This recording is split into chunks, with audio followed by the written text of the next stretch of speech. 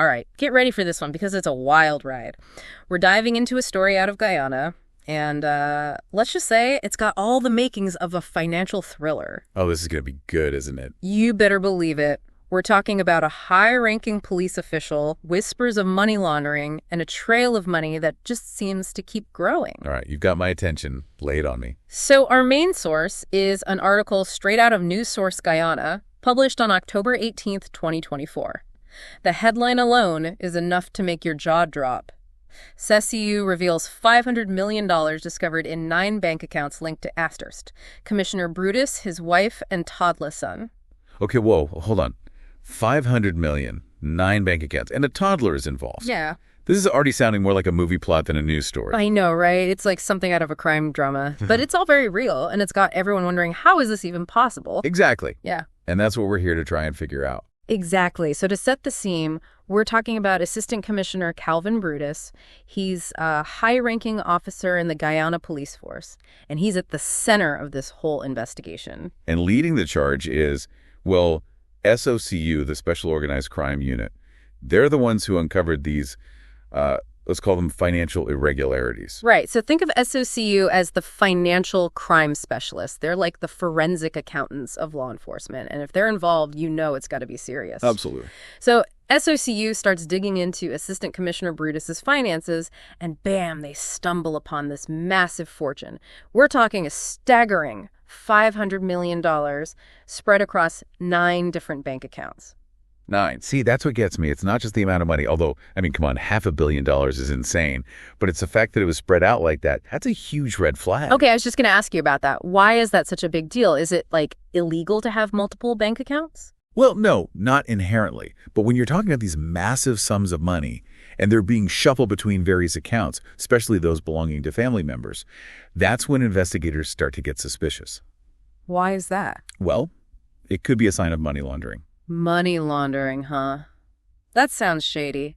Break it down for us. What exactly does that even mean? So imagine someone's got their hands on a pile of dirty money, right? Could be from anything. Illegal gambling, drug trafficking, you name it. Okay, so far so good. Now, they can't just deposit that cash into their regular bank account. That'd be way too obvious. The banks have all sorts of alarms for that kind of thing. That makes sense. So how do they get around it? That's where the laundering comes in. They got to make that dirty money look clean.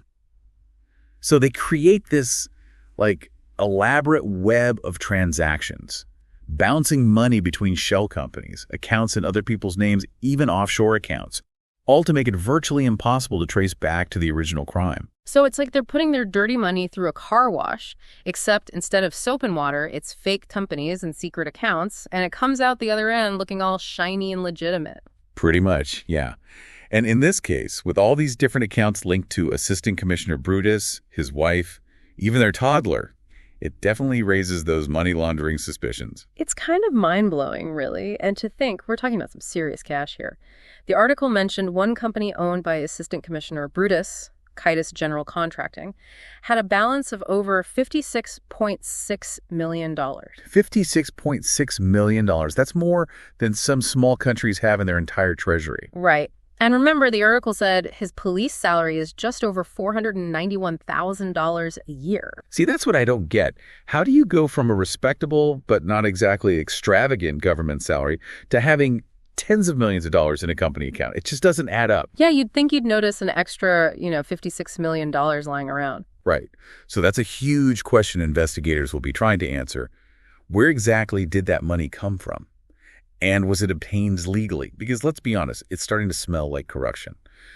Someone in a position of power, maybe using their influence for personal gain. Okay, so we've got one company with a crazy amount of cash. But then there are those 2 companies owned by Assistant Commissioner Brutus's wife, Adonica Alder. Those accounts combined reportedly had over $352 million. $352 million. And this is where things get extra sticky. Because now you have to consider potential conflicts of interest. See, the article mentions at least one of his wife's companies supplied goods to the Guyana police force. Oh, so there's a direct link there. Potentially. That's definitely something investigators will be looking into. They'll want to see if there was any funny business going on. Did Assistant Commissioner Brutus use his position to steer contracts towards his wife's company? Was everything above board, completely legitimate? These are the questions that need answers. And that's not even mentioning that whole suspicious withdrawal the article talked about. Apparently, Assistant Commissioner Brutus pulled out $63.7 million from his salary account back in June 2024. $63.7 million from his salary account. That's almost like winning the lottery and then immediately withdrawing everything in cash. Exactly. And it gets weirder because the article says SOCU thinks he used that money to buy some property in Albertown. Oh, you mean that $85 million property? The one that used to be a bar but is now just an empty lot. Wait, what? It was a bar. And he demolished it. Why? Beats me. But you got to admit, it's a pretty big coincidence, right? Uh-huh. Buy a property, demolish the building, and suddenly you've got an empty lot that's much harder to trace back to its previous owner. Okay, that's straight up suspicious, even for me. Yeah. You know, it just seems like every time we uncover something new in this case, it just raises more missions. Like, what about those two businessmen the article mentioned? The ones who supposedly gave Assistant Commissioner Brutus all that money as gifts. Oh, yeah, that's a whole other can of worms. I mean, we're talking U.S. $10,000 from one guy, and then another claims to have given him $1 million. Yeah, those aren't exactly small, insignificant sums. What are the chances, right? Exactly. And this is where investigators will really start digging into the relationships. Were these genuine gifts given with zero strings attached? Or could they be something more like, bribes? Payments made with the expectation of something in return. It makes you wonder what these businessmen might have hoped to gain by being so generous to a high-ranking police official. Right. That's what investigators will be trying to figure out. Were there any side deals, business arrangements, anything that might suggest these gifts were actually more like transactions? It's like trying to solve a puzzle where half the pieces are missing. And the pieces you do have are constantly shifting. Because, don't forget, while all this is happening, Assistant Commissioner Brutus is currently on leave and has even filed a lawsuit against the government and several agencies, including, get this, SOCU themselves. Wait, seriously, he's suing them? Yep. Which, honestly, isn't that unusual in these types of situations. It could be a way to challenge the investigation, maybe try to access evidence, or even just a tactic to delay the whole process. So he's playing legal chess while this whole financial scandal unfolds around him. Pretty much. And then there's the whole travel request thing. Remember that? Oh, right. The article mentions something about Assistant Commissioner Brutus wanting to go to the U.S. for medical treatment, but the court denied his request. What's up with that? Well, think about it. He's facing some very serious accusations, potentially even criminal charges. And suddenly, he needs to travel to another country, a country that might not necessarily be obligated to send him back to Guyana if things go south. I see where you're going with this. They probably think he's a flight risk. Bingo. And that's definitely something courts take very seriously. So yeah, this whole thing is just one giant tangled web of intrigue, and it seems like every thread we pull just leads to more knots. It's enough to make your head spin.